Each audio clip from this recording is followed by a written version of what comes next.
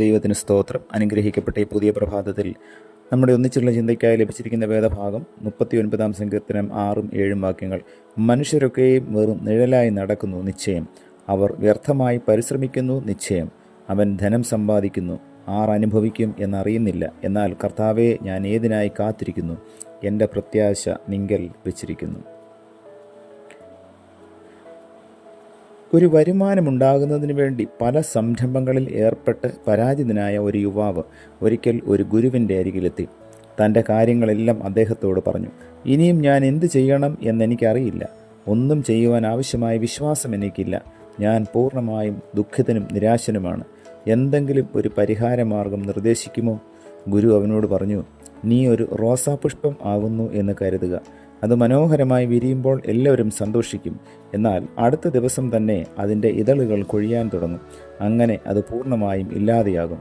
ഇതളുകൾ ഇല്ലാതെയാകും എന്നുള്ളത് കൊണ്ട് ഏതെങ്കിലും ഒരു റോസാപുഷ്പത്തിൻ്റെ മൊട്ട് വിരിയാതെ ഇരിക്കുമോ? അത് വിരിയും, കൊഴിഞ്ഞു പോവുകയും ചെയ്യും. ഇതുപോലെയാണ് നമ്മുടെ ജീവിതവും.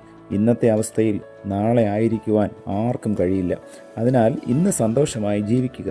പരാജയത്തെ ഓർത്ത് ദുഃഖിക്കാതിരിക്കുക. നിനക്ക് വിജയിക്കുവാൻ കഴിയും. ഈ ലോകത്തിൽ ജനിച്ചിട്ടുള്ള എല്ലാവരും പുഷ്പം കൊഴിഞ്ഞു പോകുന്നത് പോലെ മരണത്തിന് കീഴടങ്ങും. താൻ മരിക്കുമല്ലോ എന്നോർത്ത് ദുഃഖിച്ചുകൊണ്ട് നടന്നാലോ?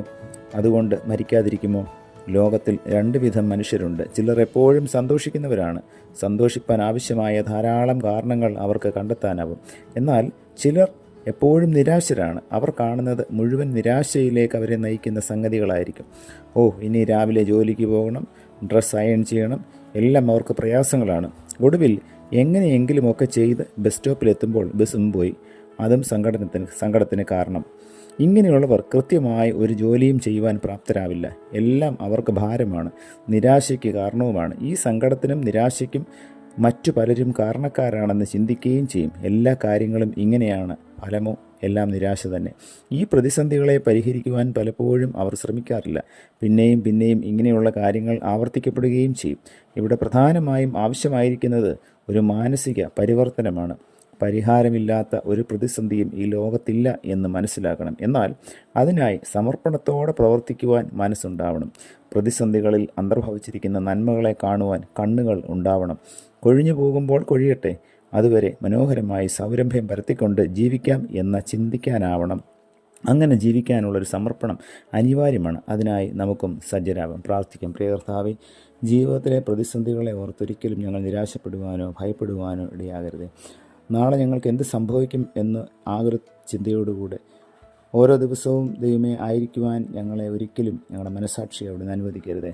കർത്താവ് ഞങ്ങൾക്ക് വേണ്ടി നന്മ ചെയ്യും എന്നുള്ള വലിയ പ്രത്യാശയോടും ധൈര്യത്തോടും കൂടെ ഇന്നത്തെ ദിവസവും ജീവിപ്പാൻ, തുടർന്നുള്ള ദിവസങ്ങളിലും ജീവിപ്പാൻ ഞങ്ങളെ സഹായിക്കണമേ. പുത്രൻ്റെ നാമത്തിൽ പ്രാർത്ഥന കേൾക്കണം പിതാവേ. ആമേൻ.